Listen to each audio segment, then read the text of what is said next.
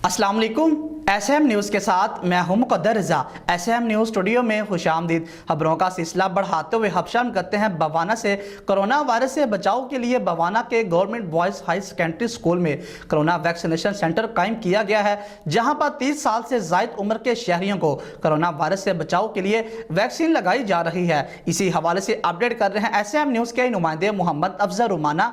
जी अफजल, बताइएगा क्या तफसीलात हैं आपके पास? बवाना कोरोना वायरस से बचाव के लिए बवाना के government boys higher secondary school में कोरोना वैक्सीनेशन सेंटर कैम किया गया है, जहां पर 30 साल से ज्यादा उम्र के शहरियों को कोरोना वायरस से बचाव के लिए वैक्सीन लगाई जा रही है। Focal person corona virus centre Mohammad Asif वरा का कहना है तहसील बवाना में 2,75,000 शहरियों को वैक्सीन लगाने का टारगेट दिया गया है, जिनमें से अभी तक 9,576 शहरियों की रजिस्ट्रेशन मुकम्मल कर ली गई है, जबकि 3,637 शहरियों को पहले मरहले में वैक्सीन लगाई जा चुकी है, जबकि 459 शहरियों को दूसरी वैक्सीन भी कर दी गई है। मोहम्मद आसिफ वरा का मजीद कहना है यहाँ पर तमाम तर इंतजामात मुकम्मल हैं और तहसील बवाना को कोरोना वायरस से बचाव के लिए तमाम तर वसैल बरुए कार लाए जाएंगे। कैमरामैन मोहम्मद आरिफ डक्कू के साथ मोहम्मद अफजल रमाना, तहसील बवाना।